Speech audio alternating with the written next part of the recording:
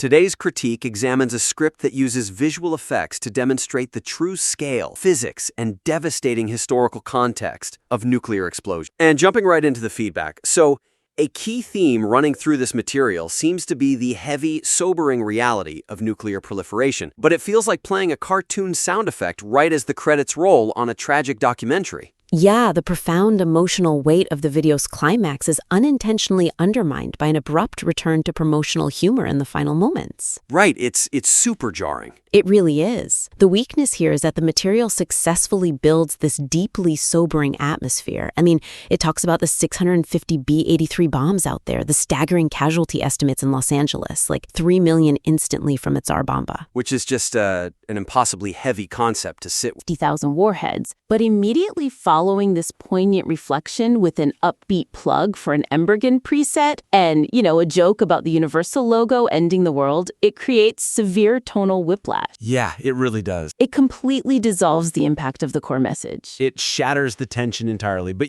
if I'm the creator, I still have practical obligations, right? I spent hours building that Embergen preset, and I kind of need the audience to engage with it. Oh, absolutely. So I shouldn't have to delete my promotional work entirely. Could we preserve the gravity of that climax by just completely separating the promotional elements from the emotional conclusion?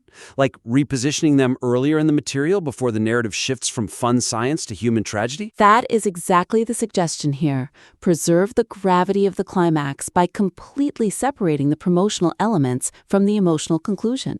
Okay, so let's get into some concrete examples. Where exactly should that plug go? Well, move the Embergen real-time smoke and fire simulation preset download link to the earlier section discussing the specific visual thermals of the mushroom cloud. Oh, or the mock stem part, maybe? Yes, the mock stem is perfect. That section is already focused on the mechanics of visual effects, so dropping the link right there feels totally organic. Right, you're in an analytical headspace then. Precisely. And for the final sign-off, let the reflection on the 50,000 deactivated warheads just, linger. Allow a moment of silence. Exactly. Conclude with a simple, respectful sign-off, rather than cross-promoting the comedic Universal logo video. So just cut the Universal logo joke entirely. Cut it entirely. It's a bridge too far for the tone you're trying to set. That makes a ton of sense. A powerful ending requires the courage to just let it end. Let the silence do the heavy lifting. Yeah, exactly.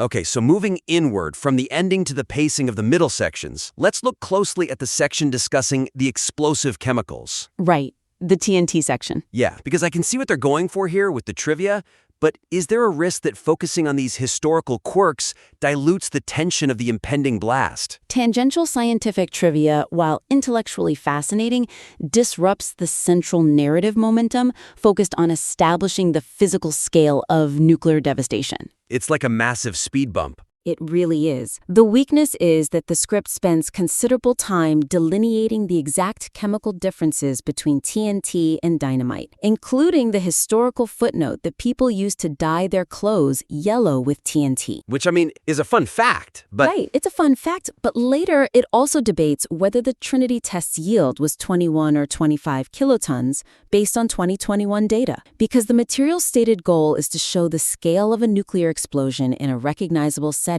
These granular historical footnotes act as speed bumps. They're pulling the audience away from the core premise. Exactly. They distract from the visceral visual impact of what's happening. I call this the trivia tax. Every time you ask the audience to load a new piece of historical trivia into their working memory, you're taxing their emotional bandwidth. Oh, that's a great way to put it.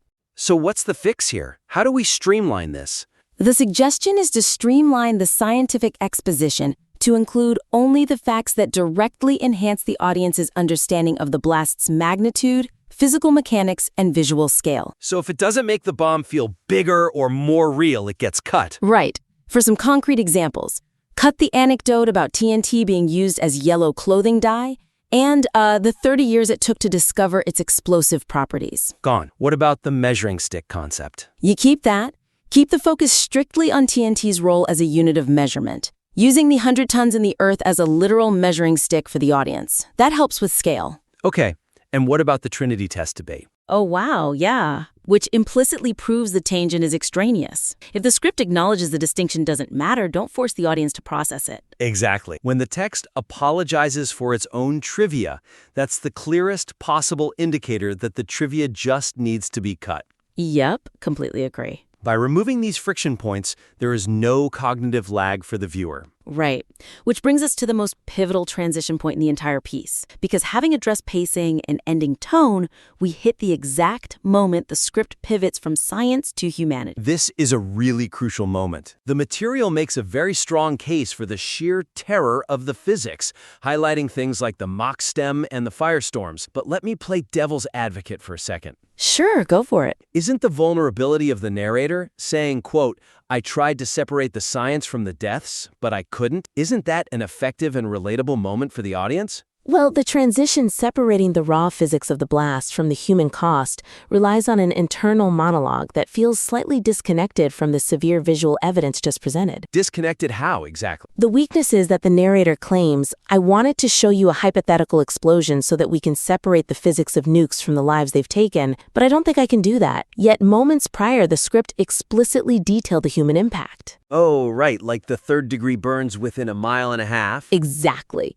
And a 100 million-degree fireball that deletes people from existence, and fire tornadoes swallowing a city made of wood. So the physics and the human cost were already deeply, inextricably linked. Precisely, making the narrator's sudden realization feel slightly manufactured rather than a natural conclusion drawn from the data. I see. It feels like an artificial construct designed just to pivot the tone rather than an organic shift. Right. The audience can feel the gears of the script shifting. Okay, so what is the suggestion to fix this manufactured feeling? Reframe this transition to acknowledge that the extreme physics themselves dictate the impossibility of ignoring the human tragedy, using the scientific phenomena already established as the direct bridge. That makes a lot of sense. Give me a concrete example of how to rewrite that transition. Instead of the phrasing, "I wanted to show you, but I don't think I can," alter the script to say something like, "When you look at the sheer physics of the 100 million-degree core and the vacuum-induced firestorms, it becomes obvious that separating the science from the death is impossible." Wow. Yeah, that changes the posture of the narrator entirely. It really does. It connects the mechanics of the oxygen-sucking hurricane winds directly to the inevitability of human destruction, making the emotional shift a direct, logical byproduct of the physics rather than a sudden change in the script's intent. It doesn't ask the audience to pretend that they were just looking at abstract numbers for the last 5 minutes. Exactly. It honors their intelligence.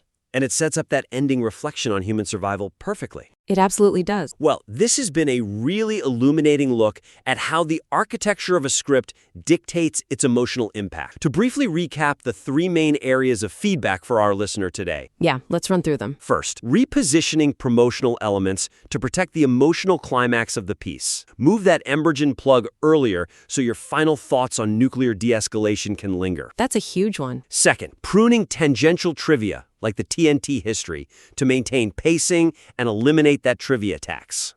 Keep the measuring stick, cut the clothing die.